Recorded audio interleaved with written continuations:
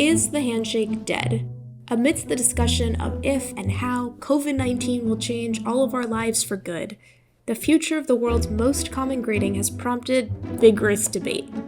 Etiquette experts, culture writers, comedians, let's say elbow bump. They have all chimed in to announce their takes on the fate of the handshake. While changing centuries-old human nature doesn't actually sound that easy, a look back at history reveals widespread disease has been a major driver of innovation, and that right now is an optimal time for adjusting some of our most ingrained habits. Everybody is trying to figure out what life is supposed to look like in a post-COVID world. For many, it's completely unnatural to resist shaking hands, or hugging friends, or brushing past strangers. And the reason this feels so off is because these norms are deep-rooted in Western culture. Shaking hands is such an old practice. It is really at the cornerstone of some of our most sort of basic sociality. This is Martha Lincoln. As a medical and cultural anthropologist, she studies the connections between health and culture. A handshake, I think, to Americans feels like this is what it means to be a member of the public sphere, is that we touch each other in this specific way. And there are a lot of studies about how shaking hands builds trust or perceptions of trustworthiness, how it affects outcomes in business, how it makes students perceive teachers if we shake our students' hands when they're coming into the classroom. Suggesting that something like the handshake might be gone for good has inspired such strong reactions because it feels like this extreme change. It seems fundamental to how we interact with other humans. But history suggests that crises can often bring major, lasting shifts into daily life.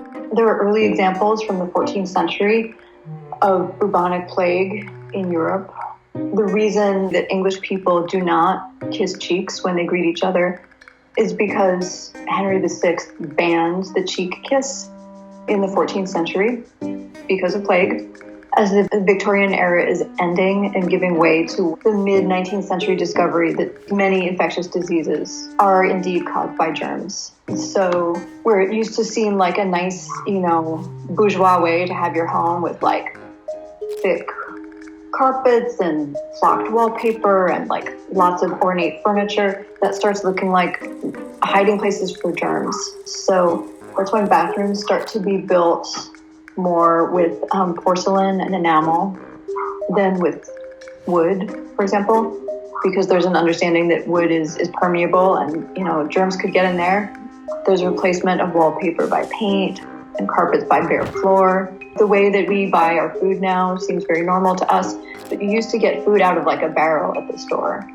And with the awareness that, someone might have touched your food, someone sick might have prepared your food, like we start seeing individually wrapped like candies and pastries, and we start seeing crackers in boxes instead of in a barrel. Like all of that comes from this rethinking of sanitary norms. Even though there's been a great deal of change, those changes get assimilated. We don't associate them with disease any longer. And our sense that things are normal is restored.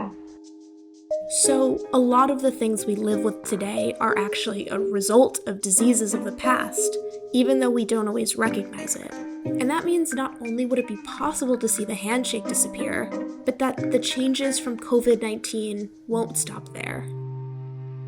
It's the door handle, and it's the telephone, and it's the little pathway across a park, the bottle, drinking from a bottle rather than drinking from a tap. I mean, there's a wealth of little things.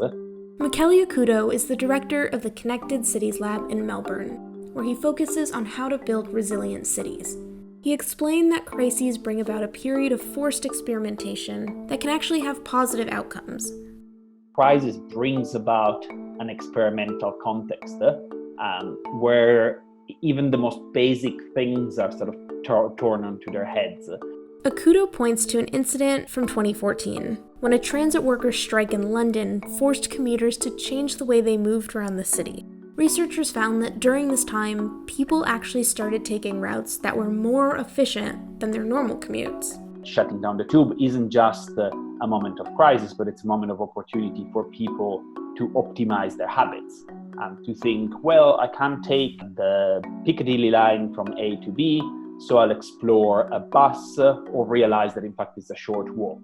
The forced experimentation there is the push for people to find alternative ways. It is about understanding the mundane design behind lots of things and ask ourselves, is that really the functional way forward?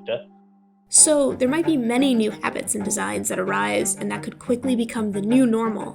Hand washing stations have cropped up in public parks, companies have placed bulk orders for glass office dividers, proposals for gloves that also cleanse your hands, for foot-operated doors, and home learning toys for children are already incoming. It's not possible to say yet what's going to stick, but history tells us that people will adapt and innovate, and moments of crisis are actually primed for improvements that will stay with us long after this disease. The humble handshake, definitely deserves quite a lot of praise because it's getting people to think about sort of very mundane and simple things. The handshake is just the start of an iceberg of mundane little gestures and objects that the crisis should bring us back to think about. Thanks for watching. For more stories like this one, check out freethink.com. And be sure to subscribe for more great videos every week.